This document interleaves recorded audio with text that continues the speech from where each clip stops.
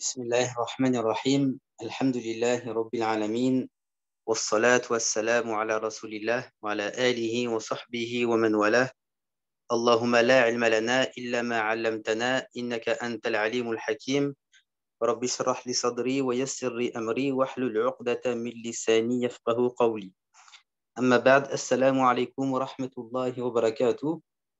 Alors bienvenue à toutes et à tous donc pour on va dire cette reprise du cours de fiqh parce que ça fait longtemps qu'on ne s'est pas, on ne s'est pas vu, donc je n'ai pas donné le cours.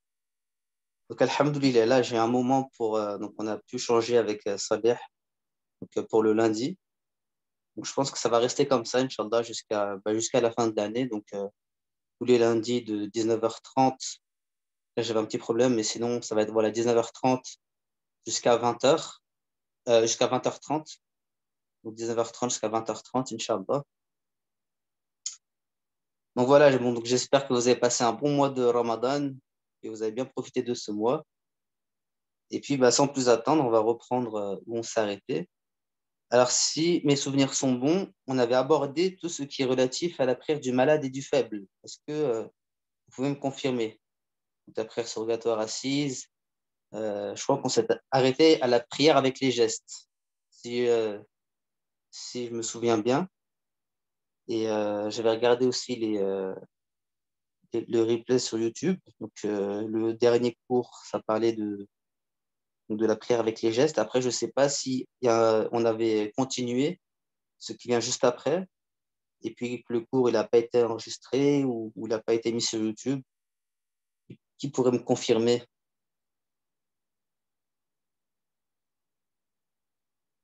Donc, normalement, on n'a pas vu la prière, donc la soujoud as-sahl, l'oubli dans la prière. Je crois qu'on ne l'a pas abordé encore. Salam alaikum oustad. Moi, je ne peux pas te confirmer, je cherche mon cahier. C'est pas comme si j'avais pas le temps de le chercher depuis tout à l'heure. Mais je voulais juste te faire savoir qu'il y avait des nouveaux dans ce groupe au cas où tu ne savais pas. Il y a des nouveaux. Il y a des nouveaux qui sont inscrits D'accord. après Ramadan. Voilà, juste que tu aies l'info. D'accord. Bah, en tout cas, bienvenue à tout le monde. Donc, ceux qui ont intégré le groupe. Euh, Moi, je vois qu'il y a des nouveaux. Alhamdoulilah. Bah, en tout cas, voilà. Donc, bienvenue à tout le monde. Et puis, sachez que vous pouvez reprendre les enregistrements. Donc, je pense que vous en êtes informés. Donc, reprendre les replays sur la playlist qui est privée, donc sur YouTube. Donc, on avait bien avancé. Donc, on avait abordé tout ce qui est relatif aux ablutions, donc à la purification. On avait commencé aussi la prière. Donc, on a bien avancé sur la prière. Et puis là, on va aborder tout ce qui concerne Sujoud Essa, donc tout ce qui est l'oubli dans la prière. C'est-à-dire comment réparer une prière lorsqu'on a eu un oubli ou bien un doute. Alors, je rappelle, donc, pour ceux qui ne savent pas, donc, le cours de fiqh, donc, il est plus basé sur le fiqh malikite, parce que je me suis basé sur le livre d'un grand savant malikite contemporain qui s'appelle Al-Ghariyani. C'est l'actuel mufti de Libye, Cheikh Al-Ghariyani. Donc, il a écrit un livre dans le fiqh malikite qui s'appelle Al-Mudawwana. Et moi, qu'est-ce que j'ai fait en fait? Je l'ai traduit ce livre et j'en ai fait un PowerPoint. Et bah, le PowerPoint, donc c'est celui que je vous enseigne actuellement. Donc voilà pour ceux qui ont oublié ou bien pour les nouveaux. Mais voilà, quand je dis fiqh malikite, en vérité, à chaque fois, dans tout ce qui concerne les ablutions et puis la prière, il n'y a pas de grosse différence entre les quatre écoles. Mais même quand il y a une différence, je vais toujours citer les autres avis. Donc là, voilà, je vous invite à reprendre bah, les cours qui ont été dispensés depuis le début d'année. Alors, bon, bah, s'il n'y a pas de questions éventuelles, donc on va continuer. Pardon. On est arrivé à, comme je l'ai dit, Sujoud as-Sahw, donc l'oubli dans la prière. Et puis aussi, je rappelle, s'il y a une question, ou s'il y a une remarque ou quoi que ce soit, il faut directement prendre la parole, que ce soit pendant le cours ou bien à la fin du cours. Il faut prendre la parole parce que pendant le cours, je ne vois pas les commentaires. Donc, ceux qui écrivent en commentaire pendant le cours, je ne les vois pas. Je les verrai seulement à la fin du cours. Donc, voilà, comme ça, c'est précisé. Alors, as-sahr en arabe, c'est le fait de délaisser une chose de la prière involontairement ou en ayant le doute. Donc là, on ne parle pas de choses volontaires, mais de choses involontaires, c'est-à-dire par oubli ou bien en ayant le doute. Donc, on va voir plusieurs exemples par la suite. Et donc, as-sahr va imposer deux choses dans la prière. Déjà, l'obligation de réparer ou de récupérer ce qui a été manqué dans la prière. Donc, s'il y a un oubli ou s'il y a eu un doute, donc on va toujours baser sur ce qui est certain. Donc, on va refaire la chose. Donc, ça, c'est de manière théorique. Après, quand on va voir le cas pratique, vous allez mieux comprendre. Et puis, la deuxième chose, c'est effectuer deux prosternations qu'on appelle prosternation double, sujud as-sahw, donc à la fin de la prière. Donc voilà, ça c'est ce qu'on appelle sujud as-sahw. Donc ça c'est un chapitre qui est compliqué. Donc c'est pour ça que n'hésitez pas, dès que vous avez la moindre question, prenez la parole, parce que c'est un chapitre que même moi quand je l'ai abordé, euh, quand j'ai commencé à étudier les sciences religieuses, ou bien le fiqh, j'ai eu un peu de mal à bien le comprendre. Donc voilà, si vous avez la moindre question, n'hésitez pas et sachez que c'est un chapitre qui est très très important parce que c'est ce qui va rendre notre prière valide justement dans le cas d'un oubli ou d'un doute. Alors, la manière d'effectuer sujud as-sahw. Donc le prieur effectue les deux prosternations après as-salam s'il s'agit d'un sujud ba'di ou entre les invocations après at-tashahhud et as-salam s'il s'agit d'un sujud qabli en restant assis. Alors, donc ce qu'il faut savoir, c'est que chez les Malikites, ils vont dire s'il s'agit d'un manque, on va faire un sujoud qabli. Ça veut dire qu'on va faire un sujoud avant as-salam, avant le dernier salam de la prière. Et ils vont dire s'il s'agit d'un ajout, on a ajouté quelque chose involontairement, là dans ce cas-là, ça va être un sujoud ba'di. Donc un sujoud après as-salam. Ça veut dire qu'au final, il va y avoir deux salams dans notre prière. Donc ça, c'est l'avis malikite. Après, chez les hanafites, eux, ils vont dire que c'est dans tous les cas, c'est après as-salam. Et les chafirites, ils vont dire dans tous les cas, c'est avant as-salam. Donc que ce soit un manque ou un ajout, les chafirites, c'est avant, et les hanafites, c'est après. Mais chez les malikites, voilà, il y a cette différence. Oui, il y a une question. Salam alaikum. Comme salam. Et comment ça se passe si on se souvient après avoir fait le salut, justement? Si on se Alors, souvient qu'on a fait une erreur après le là, salut. on va voir. Là, ça va dépendre en fait du moment. Est-ce que si c'est juste après la prière, donc on est toujours en position assise, ou bien est-ce que on s'est déjà levé, on a fait autre chose, on allait dans une autre pièce ou quoi, on n'est plus en direction de la Qibla. Là, dans ce cas-là, si on sait que on n'a pas effectué telle ou telle obligation, on va devoir refaire la prière. Mais par contre, si on a fait as-salam, on est toujours en position assise, et là, je me dis, bon, ben, peut-être que j'ai oublié de lire la Fatiha dans telle unité. Eh bien, dans ce cas-là, je peux me relever, rattraper l'unité que j'ai manquée et faire mes deux prosternations d'oubli. Mais ça, on va rentrer dans les différents cas par la suite. Là, on voit juste un peu la théorie et ensuite, on voit les cas pratiques. Alors, la manière de faire as-sujud, donc sujud as-sahw, donc on va commencer par dire Allahu Akbar, puis on va se prosterner. Donc, par exemple, si c'est après as-salam, donc voilà, on fait le salam quand on termine la prière. Et quand on a fait as-salam, assalamu alaykum wa rahmatullah, assalamu alaykum wa rahmatullah, ah bien là, on va dire Allahu Akbar, on va se prosterner, on va se redresser en disant Allahu Akbar. Ensuite, on va se reprosterner une seconde fois en disant Allahu Akbar et puis se redresser. Ensuite, faire tashahhud sans faire les invocations, donc juste le premier tashahhud, et on refait as-salam.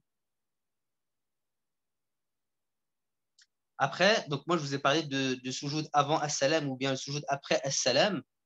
Si c'est compliqué pour vous, comme je l'ai dit, il y a différents avis. Donc, celui voilà, qui veut pas s'emmêler les pinceaux, par exemple, il se dit, bon, ben, voilà, je fais mon soujoud après as-salam, au moins, je sais que, voilà, celui qui fait après as-salam, alors que chez les Malikites, il aurait dû faire avant as-salam, son soujoud as-sahw, il est valide quand même.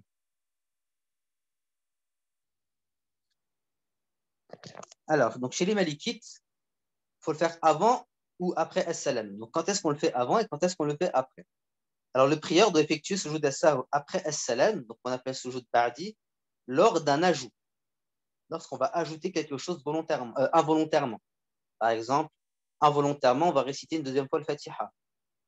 Ou bien involontairement, on va rajouter une autre unité. Et qu'on s'en aperçoit après, bien là, dans ce cas, on fait un soujoud ba'di, après as-salam.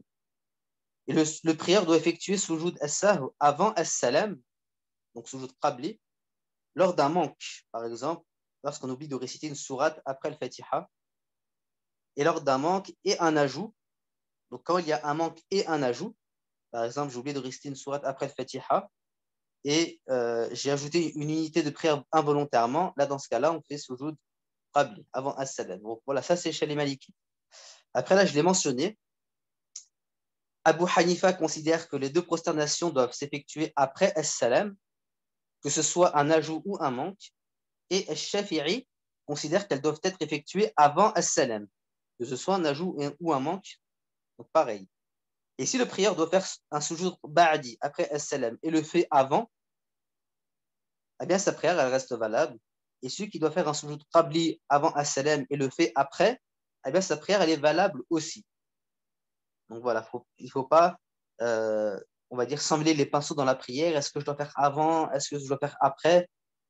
Si c'est pas clair, voilà, je me dis, bon, bah, je fais après, au moins, je suis sûr de l'avoir fait.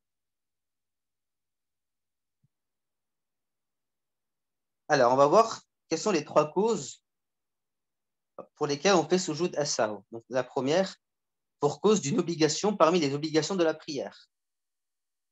Ensuite, la deuxième, pour cause d'une sunna parmi les actes sunna de la prière. Et la troisième, pour cause d'un fait ou geste n'ayant pas de relation avec la prière. Donc, ça, c'est les trois types de soujoud as-sahw. Donc, les trois causes pour lesquelles on va faire un soujoud as-sahw. On va faire deux prosternations doubles. Donc, la première des causes, donc, l'ajout d'une obligation. Par exemple, celui qui ajoute une obligation involontairement dans la prière, par exemple, il va lire deux fois le Fatiha, ou bien il va faire une deuxième unité, donc il va rajouter une unité en plus, ou bien il va se prosterner trois fois au lieu de deux, eh bien là, il effectue soujoud as-sahw après as-salam. C'est pareil pour l'oubli. Donc, celui qui oublie d'avoir l'intention avant de prier, ou bien qui oublie takbiratul ihram, lui, il coupe sa prière et commence sa prière, parce que là, il a oublié des comment dire, ça vient vraiment au tout début de la prière, donc on ne peut pas le rattraper au milieu de la prière. Donc, takbiratul ihram et l'intention avant de prier. Par contre, celui qui oublie de réciter al-Fatiha et s'en rappelle avant l'inclinaison, donc après la récitation d'une sourate, il récite al-Fatiha, puis s'incline, et il n'a pas à faire ce jeu de ça. Donc, tant qu'il ne s'est pas incliné, donc en recours, donc il récite al-Fatiha, et puis sa prière, donc son unité, elle est valide, il n'a pas à faire ce jeu de ça à la fin. Par contre, s'il s'en rappelle après l'inclinaison, il continue sa prière et ajoute une unité de prière en plus, puis effectue sujoud as-sahw après as-salam. Donc, par exemple, moi, j'ai commencé ma prière. Dans la première unité, j'ai oublié de réciter al-Fatiha. Donc, je récite directement peut-être une autre sourate. Et là, je vais en inclinaison. Ensuite, je reviens de l'inclinaison. Et là, je me dis, bon, bah mince, j'ai oublié de réciter al-Fatiha. Eh bien, c'est pas grave, je continue ma prière. Donc, je continue cette unité que je fais. Donc, je vais en prosternation. Sauf que cette unité-là que je suis en train de faire, où je n'ai pas lu la Fatiha, je ne la comptabilise pas dans mes unités. Donc, je ne la comptabilise pas et je la rattrape à la fin de la prière. D'accord? Donc, je la rattrape à la fin de la prière. Donc, je refais cette unité à la fin de la prière avec Al-Fatiha. Vous me dites hein, si ce n'est pas clair ou bien si vous souhaitez plus d'éclaircissement.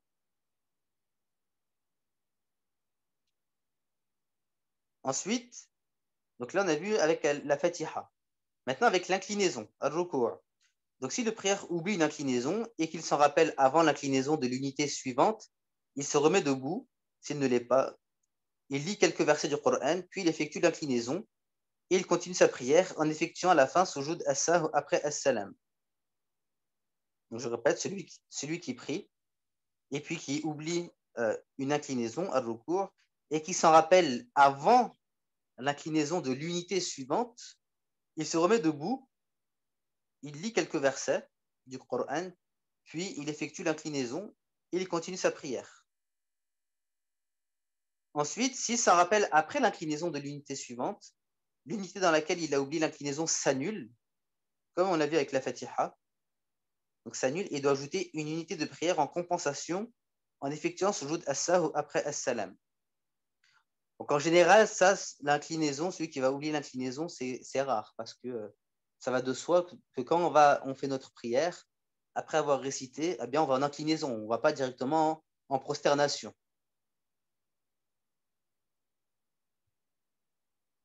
Et ça, c'est pareil pour le fait de remonter après l'inclinaison. Ça, c'est très, très rare qu'une personne va l'oublier. Mais voilà, les savants du fiqh, ils ont donné, on va dire, le cas, le statut à chaque situation. Donc, c'est pour ça que nous, on en parle ici. Mais ça reste vraiment quelque chose de rare. Donc, je le cite quand même. Donc, si le prieur oublie de remonter après l'inclinaison et qu'il s'en rappelle avant d'être remonté de l'inclinaison de l'unité suivante, donc là, c'est pareil, c'est toujours par rapport à l'unité suivante, il effectue la remontée sans se mettre droit, puis continue sa prière. Et s'il s'en rappelle après la remontée de l'inclinaison de l'unité suivante, l'unité dans laquelle il a oublié la remontée s'annule et doit ajouter une unité de compensation, effectue sujoud as-sahw après as-salam. Donc là, c'est celui qui va oublier la remontée après l'inclinaison. Donc on se met en inclinaison, à ruku', et ensuite on va se remettre droit. Eh bien, cette remontée entre le ruku' et la position droite, c'est ce qu'on appelle al-rafa ba'd al-ruku', donc le fait de remonter après l'inclinaison. Ensuite, celui qui oublie as-sujud, donc la prosternation. Donc là, c'est pareil. Je ne pense pas que ça va venir à une personne d'oublier la prosternation dans sa prière. Donc celui qui oublie as-sujud et qui s'en rappelle avant la remontée de l'inclinaison de l'unité suivante, il retourne en arrière et effectue sa prosternation, puis se relève pour effectuer l'unité suivante qu'il a déjà commencé, puis il effectue sujoud as-sahw après as-salam. Celui qui s'en rappelle après la remontée de l'inclinaison de l'unité suivante, l'unité dans laquelle il a oublié as-sujud s'annule et le prieur doit ajouter une unité en compensation et effectue sujoud as-sahw après as-salam. Et celui qui s'en rappelle seulement lors du tashahhud de la dernière unité, il se lève et il recommence l'unité de prière où il a oublié sujoud as-sahw, puis, où il a oublié as-sujud, la prosternation, puis il effectue sujoud as-sahw après as-salam.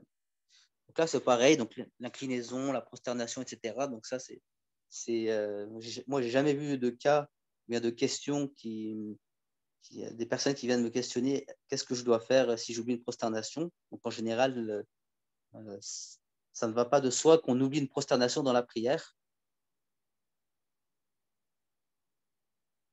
Donc là, c'est pareil, celui qui va oublier as-salam, donc le dernier salam de la fin, donc celui qui oublie as-salam à la fin de la prière, puis s'en rappelle alors qu'il est encore assis, il refait at-tashahhud et as-salam. Donc là, c'est dans le cas il est encore assis, il a terminé sa prière.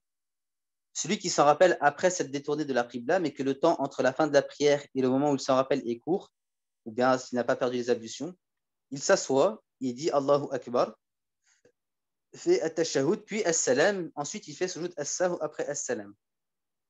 Par contre, celui qui s'en rappelle après un long moment, ou après être sorti de la pièce, ou après avoir perdu les ablutions, eh bien, il doit recommencer la prière. Parce que, comme on l'a vu auparavant, as-salam, ça fait partie des obligations, comme la fatiha, comme l'inclinaison, etc.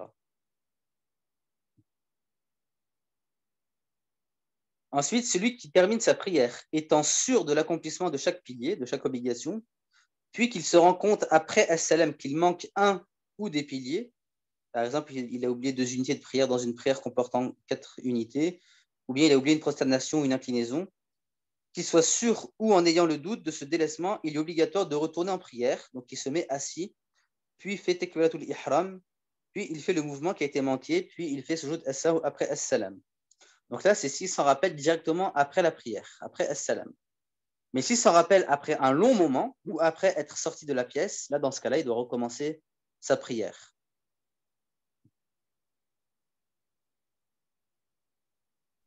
Excusez-moi, vous pouvez retourner s'il vous plaît à la slide d'avant? Oui, ça veut dire quoi? Il est obligatoire. Non, puis il fait le mouvement qui a été manqué. Donc, par exemple, j'ai manqué, je devais faire le dohor, donc j'ai fait le dohor et j'ai manqué la quatrième rakat. Il faut que je fasse tashahhud et après je me lève et je fais la rakat manquante.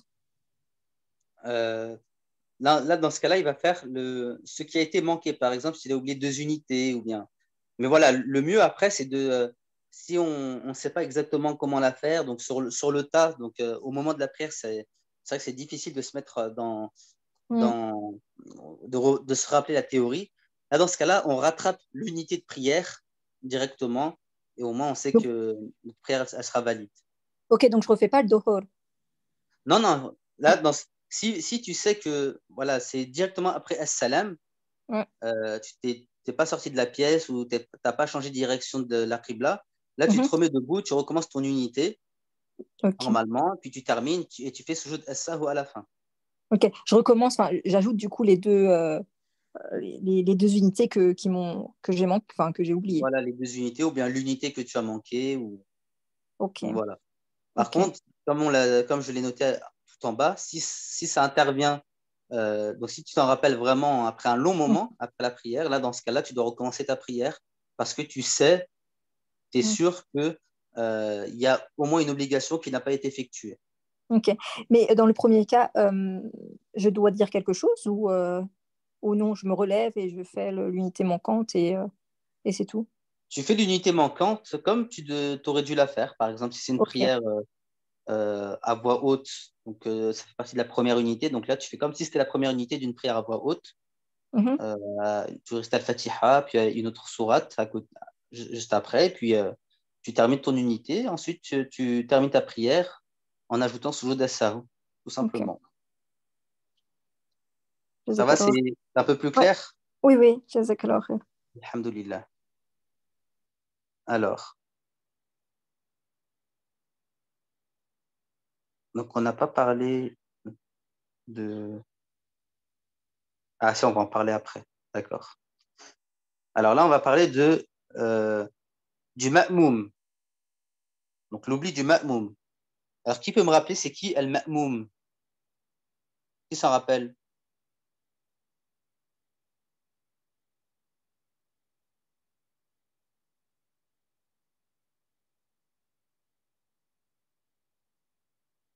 Personne ne se rappelle du ma'moum? Alors, al-ma'moum, c'est donc dans une prière en commun, il y a l'imam, celui qui dirige, et le ma'moum, ce sont ceux qui sont dirigés.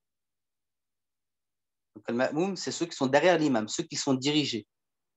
Donc, ça, c'est propre à la prière en commun. Parce qu'ils ne vont pas avoir le même statut que quelqu'un qui prie seul, le ma'moum. Le ma'moum, ils vont dépendre de l'imam. Donc là, on va parler de l'oubli du ma'moum. Donc, ce qui a été mentionné auparavant concerne le prieur seul ou l'imam. Donc, le prieur seul ou l'imam. Mais dans le cas du ma'moum, le statut il est différent. Donc, par exemple, si le prieur oublie l'inclinaison, s'il s'agit de la première unité, il suit l'imam. S'il est dans une autre unité que la première, il suit l'imam et rattrape l'unité où l'inclinaison a été manquée à la fin de la prière. Donc, je rappelle, si le prieur oublie l'inclinaison, donc ça, c'est pareil, c'est très rare, parce qu'en général, il ne va pas oublier l'inclinaison. Donc, s'il s'agit de la première unité, il suit l'imam. S'il est dans une autre unité que la première, il suit l'imam et rattrape l'unité où l'inclinaison a été manquée à la fin de la prière. En général, quand on suit le ma'moum, voilà, on ne va pas faire une chose différente de lui. Mais voilà, juste histoire de citer le statut de celui qui oublie l'inclinaison. Pareil pour donc, celui qui oublie de se prosterner, s'il pense qu'il peut se prosterner et rattraper l'imam, il le fait. S'il ne peut pas, il rattrape l'unité ou la prosternation qui a été manquée à la fin de la prière. il n'a pas à faire sujoud as-sahw. Donc cela dans le cas où le prieur est certain d'avoir loupé la prosternation. S'il a le doute, il rattrape l'unité de prière à la fin en ajoutant sujoud as-sahw après as-salam. Donc là, c'est pareil. Logiquement, si on suit l'imam, on ne va pas louper, par exemple, la prosternation.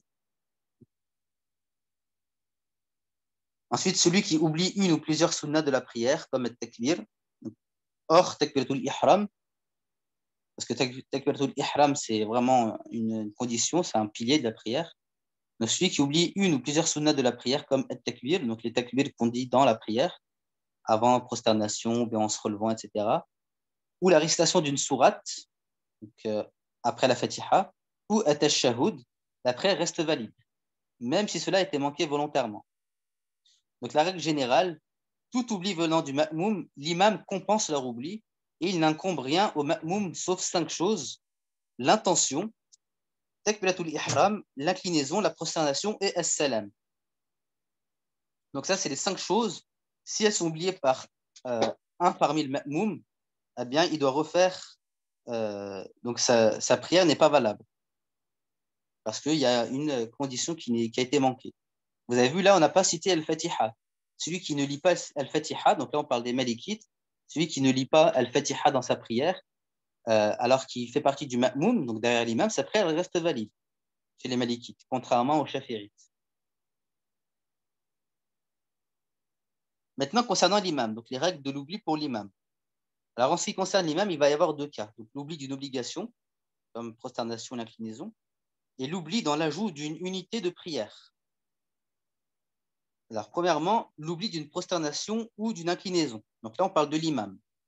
Si l'imam oublie une prosternation ou une inclinaison, le ma'moum dit à l'imam, donc le ma'moum, c'est ceux qui sont derrière l'imam, ils vont dire Subhanallah, pour lui faire remarquer que voilà, tu as oublié telle chose.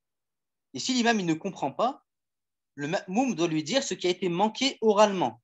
Donc là, c'est dans le cas où l'imam ne comprend pas le Subhanallah. Et si l'imam ne comprend toujours pas, eh bien, le ma'moum doit effectuer la prosternation ou l'inclinaison manquée, puis ensuite suivre l'imam. Et si l'imam s'en rappelle durant la prière, il effectue l'obligation manquée sans que le ma'moum le suive. Et si l'imam s'en rappelle seulement après as-salam, le ma'moum fait as-salam avec l'imam. La prière est valide, mais l'imam doit refaire une unité seule après as-salam.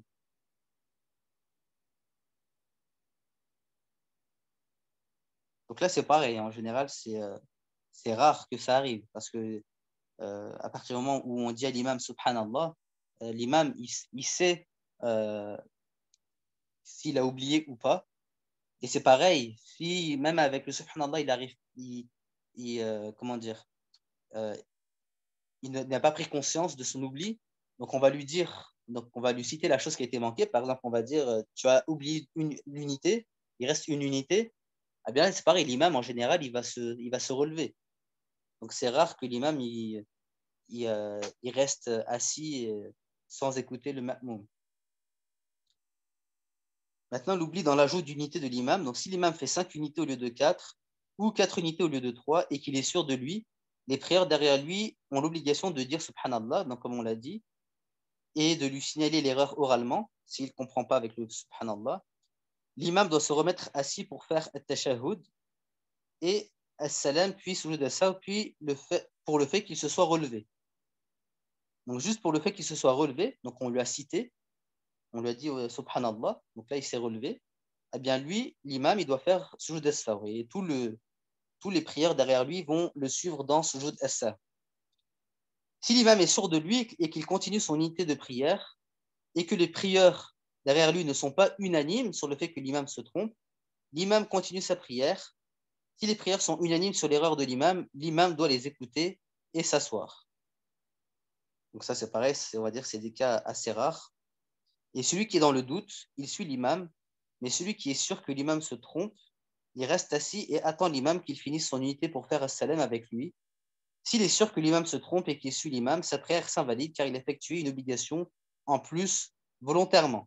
Donc là, c'est important, c'est que celui qui il est sûr que l'imam se trompe, mais il suit quand même l'imam. Par exemple, l'imam, il se lève, il rajoute une unité, alors que voilà, il a fait toutes ces unités. Donc, par exemple, il va rajouter une 5e unité. Et celui qui est derrière, il est sûr que l'imam se trompe, mais il ne lui signale pas, il suit l'imam. Lui, sa prière ne sera pas valide, parce que l'imam, lui, il a fait ça par oubli, alors que celui qui est derrière, il va suivre l'imam, mais ce n'est pas par oubli ni par doute. C'est juste parce qu'il va suivre l'imam. Donc lui, il doit rester assis et il doit dire à l'imam Subhanallah, s'il est sûr que l'imam fait une erreur. Ensuite, l'oubli dans l'ajout d'unité de l'imam. Donc celui qui est sûr que l'imam se trompe et qu'il s'assoit en attendant l'imam, sa prière est valide sous deux conditions. Donc la première, qu'un ou plusieurs prières est dit à l'imam Subhanallah, ou lui est signalé l'erreur. Et la deuxième, qu'il soit sûr que l'imam se soit trompé. Donc celui qui est dans le doute, il doit suivre l'imam, puis il fera avec l'imam sujoud as-sahw après as-salam. Ensuite, donc là, c'est un point qui est important parce que c'est vraiment le point qui revient à chaque fois, qui peut arriver à tout le monde. Et moi, le premier, ça peut m'arriver à n'importe quelle prière, surtout dans les prières de journée à 4 unités, donc lors de Al-Dhuhr et Al-Asr, parce qu'en général, c'est des prières qui se ressemblent, des unités qui se ressemblent. Donc, soyez bien attentifs ici. Je pense que c'est le point le plus important de ce chapitre. Donc, le doute dans le nombre d'unités.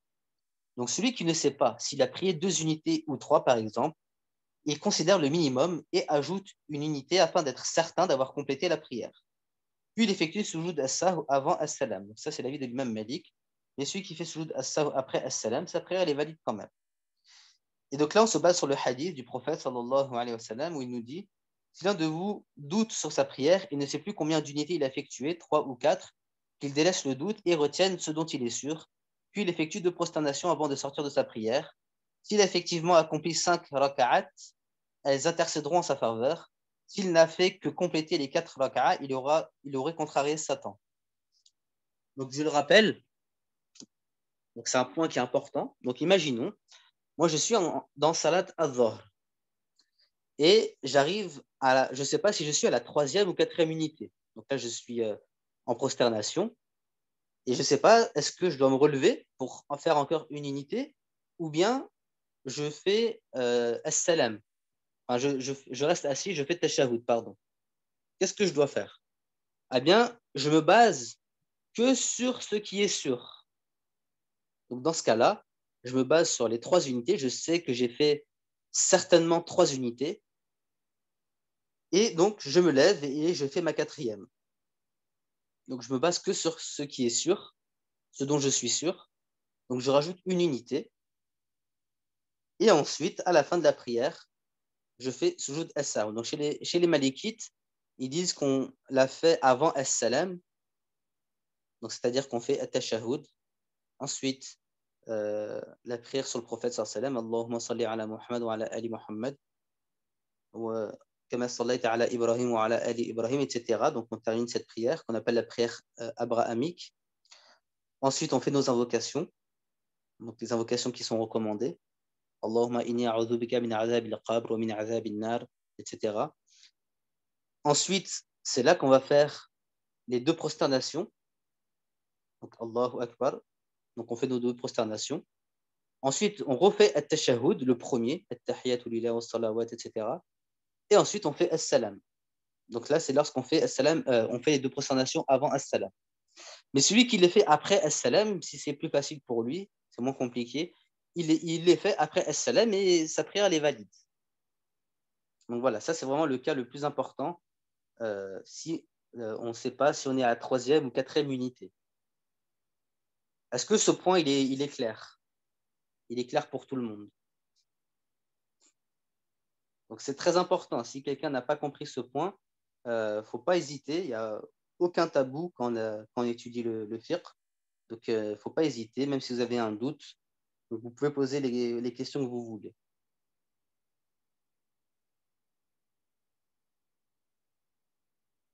Non, pour ma part, c'est clair, hein, alhamdoulilah. D'accord, très bien, Shafia. Et pour les autres, c'est tout bon? Oui, c'est clair, merci. Très bien. Alors, on va continuer alors. Donc là, on va parler, c'est le dernier point concernant l'oubli. Donc, on va parler de l'oubli dans la prière surrogatoire. Donc, l'oubli dans la prière surrogatoire, donc je rappelle, les prières surrogatoires, c'est tout ce qui n'est pas obligatoire. Donc, c'est toutes les prières en dehors des 5 prières obligatoires. Alors, l'oubli dans la prière surrogatoire impose ce qui impose dans la prière obligatoire en ce qui concerne Sujud as-Sahw et la correction de la prière, sauf dans 4 cas. Sauf dans 4 cas. Le premier cas, l'oubli de lire une sourate après le Fatiha, contrairement à la prière obligatoire où il faut faire Sujud as-Sahw, même volontairement, la prière reste valide.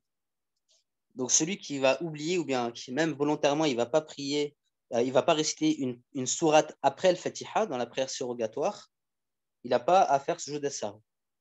Alors que dans la prière obligatoire, s'il l'oublie puis s'en rappelle durant la prière, il doit faire Sujud as-Sahw sans rattraper l'unité. Parce que l'oubli d'une sourate après le Fatiha, c'est une sunna mu'akkada.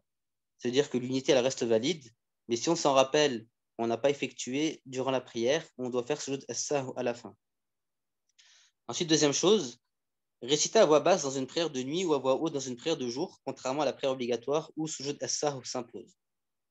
Donc, par exemple, moi, la prière de l'Isha, les 2 premières unités, je dois réciter à voix haute. Et si je me trompe, je récite à voix basse et que je me rends compte dans la prière, eh bien, dans ce cas-là, je fais Sujud as-Sahw à la fin de la prière. Parce que la récitation à voix haute pour l'Isha, c'est une sunna mu'akkada. Et c'est pareil donc pour la prière de Dhuhr. Donc, si je récite à voix haute, alors que je dois réciter à voix basse les 2 premières unités, eh bien, je dois faire deux prosternations d'oubli à la fin. Je ne rattrape pas mon unité, mais je fais 2 prosternations d'oubli à la fin. Alors que pour les prières surrogatoires, ce n'est pas le cas.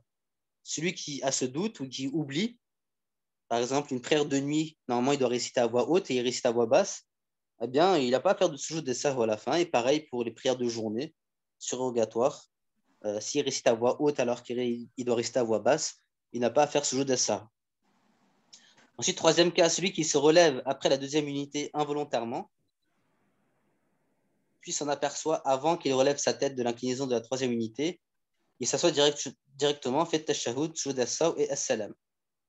S'il s'en aperçoit après avoir relevé sa tête de l'inclinaison de la 3e unité, il ajoute une 4e unité et effectue Sujud as-Sahw avant as-Salam. Donc là, c'est pareil, c'est un peu rare. Et enfin, celui qui effectue 2 unités de prière lors du witr, au lieu de une, il effectue Sujud as-Sahw avant as-Salam. Alors, je ne sais pas pourquoi j'ai mis sauf dans 4 cas. Donc, en vérité, sauf dans 2 cas. Donc, c'est les 2 premiers cas qu'on a cités, où on ne fait pas Sujud as-Sahw. Après, les 2 autres paragraphes, donc là, c'est juste des remarques en plus durant les prières surrogatoires et la dernière durant al-witr. Oustad, salam Oui, alaikum. salam. Oui. J'ai une question par rapport à la prière à voix haute ou à voix basse. Ouais. Donc, je comprends bien que Subh, Maghrib et l'Isha, c'est à voix haute. Mais est-ce que c'est le cas pour la femme aussi? Parce que parfois, j'entends que pour la femme, ce n'est pas obligatoire. Donc, j'aimerais avoir une réponse à ce sujet. Barakallahu fik. Alors, donc, concernant la prière à voix haute, on avait parlé donc, durant les cours précédents qu'il y a des limites. Donc, on a dit que l'homme, on a défini comment il doit réciter. Donc, le minimum de la prière à voix basse et le maximum de la prière à voix basse. Et le minimum de la prière à voix haute et le maximum de la prière à voix haute. Donc, on a dit pour l'homme, donc pour la prière à voix basse, donc pour Dhuhr et l'Asr par exemple, ou bien pour la 3e unité de Maghrib ou les 2 dernières unités de l'Isha, à voix basse, donc le minimum, c'est qu'il bouge ses lèvres, tout simplement. Et le maximum, c'est qu'il entende sa propre voix. Ensuite, pour la prière à voix haute, le minimum, c'est qu'il entende sa propre voix. Et le maximum, il n'y a pas de maximum. Il peut réciter, il peut augmenter la voix, bien entendu, sans déranger les autres. Pour la femme, c'est différent. Pour la femme, que ce soit les prières à voix basse ou à voix haute, le minimum, c'est qu'elle bouge les lèvres. D'accord ? Le minimum, c'est qu'elle bouge les lèvres. Et le maximum, c'est qu'elle entende sa propre voix. Donc, elle ne peut pas réciter à une voix comme un homme il va réciter. Donc, le maximum pour la femme, c'est qu'elle va réciter de cette façon. Alhamdulillahi Rabbil Alamin, Ar-Rahman Ar-Rahim. Donc, voilà, sans aller au-dessus de cette de cette intonation. Donc ça, que ce soit pour les prières à voix basse ou à voix haute. Donc le minimum pour la femme, qu'elle bouge ses lèvres, elle récite en bougeant les lèvres seulement, et son maximum, qu'elle entende juste sa propre voix. Est-ce que c'est clair? D'accord, barakallahu fik, oui, c'est très clair. Très bien. Là, on va laisser le temps qui reste pour les questions, parce qu'après, c'est un autre chapitre, donc concernant la prière en commun. Moi, j'aurais une question, s'il vous plaît. Oui, justement, dans cette slide, donc, pour le dernier point, c'est marqué que lorsqu'on effectue en fait 2 unités de prière pour witr, au lieu de une, on doit faire soujoud avant El Salem. Mais si on ajoute, normalement, ça devrait être après El Salem, non? Normalement, oui, ça doit être après, mais les savants, ils ont dit que voilà, ça se fait avant. Mais là, c'est pareil, donc celui qui le fait après, son witr, il est quand même valide. Et j'aurais une question. Est-ce que quand on fait shfer witr, on peut faire 3 unités? Ou est-ce qu'on doit faire une séparation entre shfer et witr? Alors, déjà, entre Al-Shaf et Al-Witr, c'est 2 prières qui sont différentes. Donc, ce qui est Sunnah Mu'akkada, donc ce qui est fortement recommandé, c'est Al-Witr. Donc, le minimum de Al-Witr, c'est de prier une unité. Donc, qui est le meilleur, c'est de prier une unité. Après, on peut très bien prier 3 unités, 5 unités pour la prière de Al-Witr.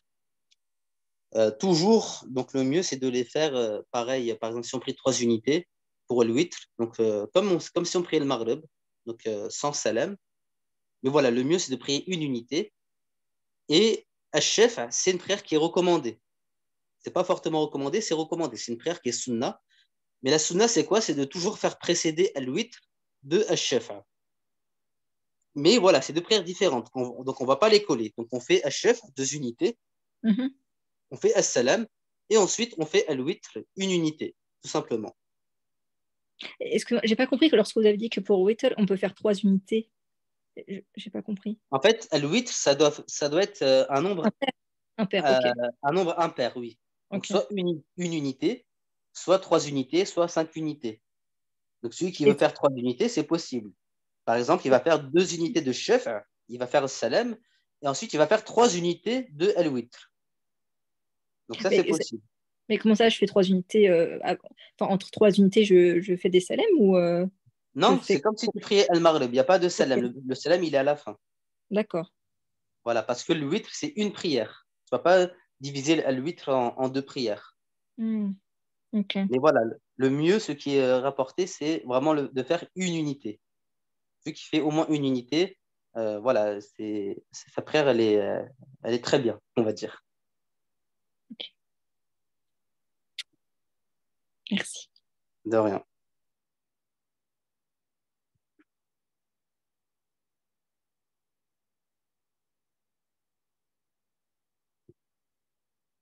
Alors, est-ce qu'il y a d'autres questions sur ce qui a été vu?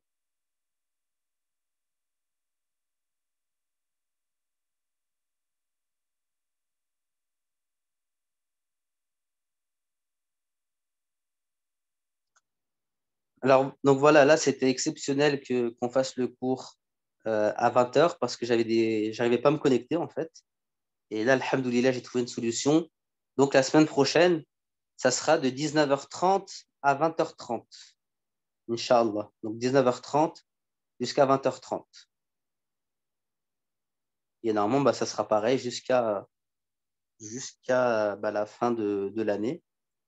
Après, on va voir en fonction des heures qui ont été manquées, si c'est possible de les récupérer après la fin de l'année. Donc, je ne sais pas quand est-ce que ça va se terminer. Je pense que ça se terminera fin juin. Donc, peut-être essayer de les rattraper en juillet. Donc, on verra. On en discutera par la suite, Inch'Allah. Alors, s'il n'y a pas d'autres questions, eh bien, on va clôturer.